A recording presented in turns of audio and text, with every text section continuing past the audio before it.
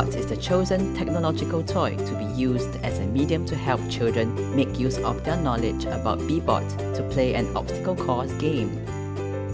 For this lesson, the main learning area is motor skills development, while the integrated learning area is social and emotional development. This lesson was prepared for Kindergarten 1 children aged 4 to 5 years old. Prior to this lesson, the children were taught the basic functions of Bebot, such as the forward, backward, left, right, clear, and go button. The observable praise dispositions are sense of wonder and curiosity, engagement, reflectiveness, appreciation, and perseverance.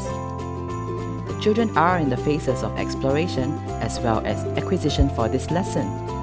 In the exploration phase, many are exploring the functions and the directional movements of Bebot. This phase allows the children to acquire knowledge and better understand on how to operate the tech toy, which brings us to the next phase, acquisition.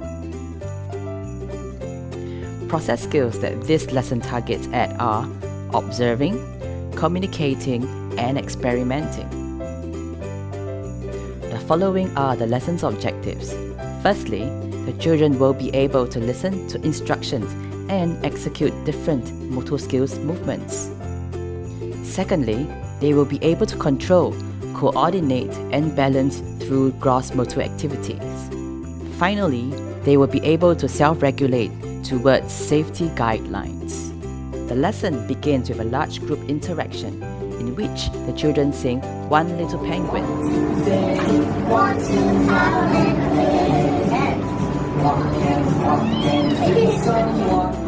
Upon singing the original version, the teacher changes the nursery rhyme lyrics that describe Bebot's movements.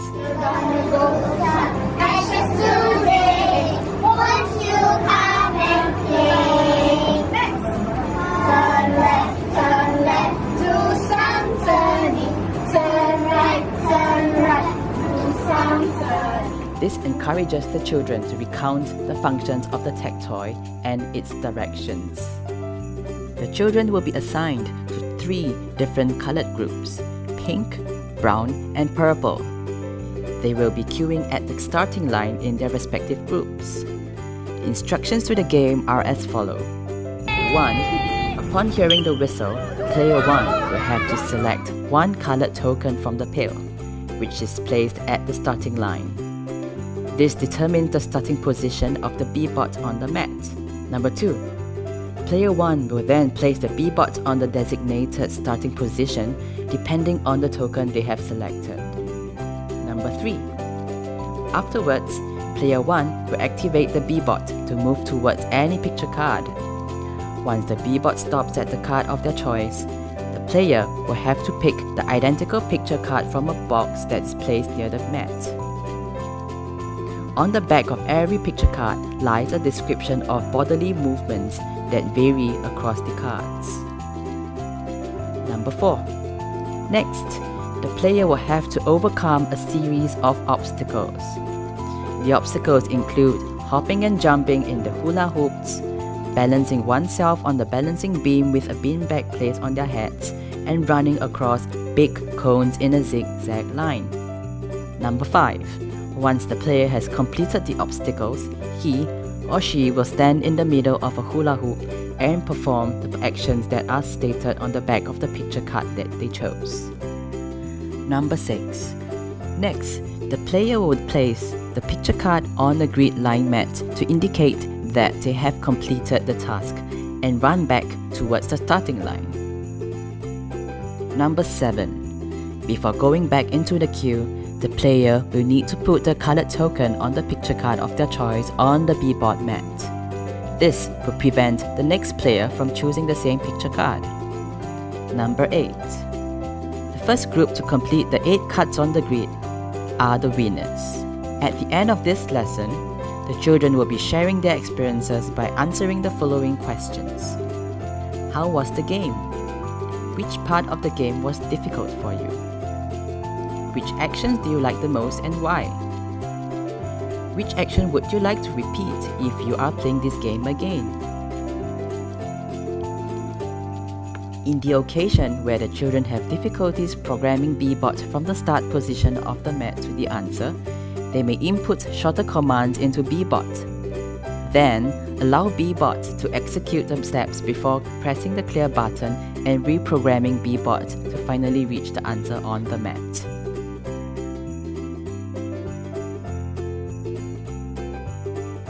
The skills that my children gain using B-Bots is that they gain more skills in gross motor, just like when they relate their body movements to the buttons of the B-Bot, wherein the children were able to execute steps like moving forward, moving backwards, turn left and turn right. And aside from that, the kids also use their fine motor skills in order to press the buttons of the B-Bot and make it move.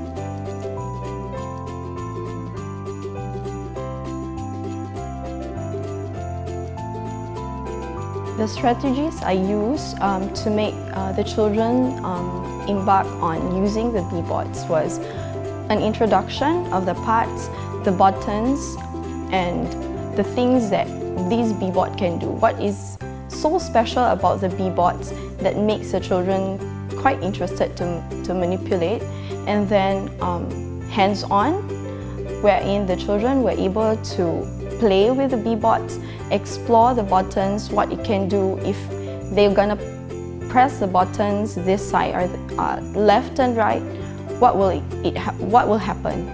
So it's like exploration and then gaining that knowledge out from it.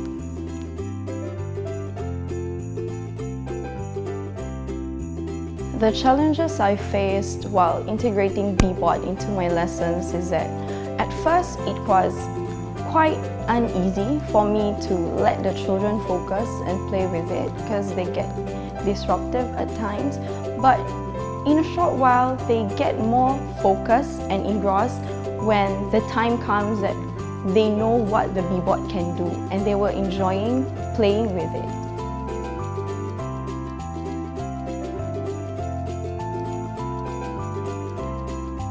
For social and emotional development, I noticed and observed that when my children are using B-Bots during their play, they were able to take turns, to have that self-control, and to share the toys together with their peers, and they didn't stop cheering and encouraging their friends to keep on trying and testing until they reach their goal.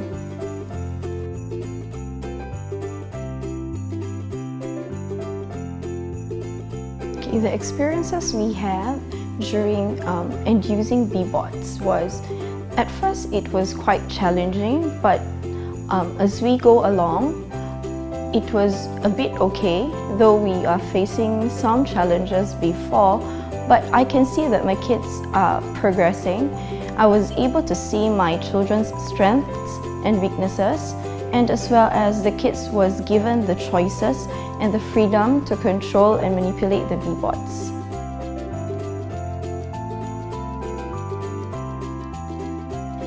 The experiences I have during the journey was a bit uneasy at first, but with the help of the other teachers who's been doing the lessons in their own center, I was able to get some knowledge and strategies that I can use in my classroom.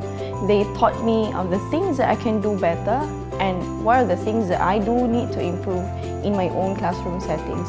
And also together with my colleagues, we also worked on it, on how are we going to implement and to use these tech toys in our classrooms.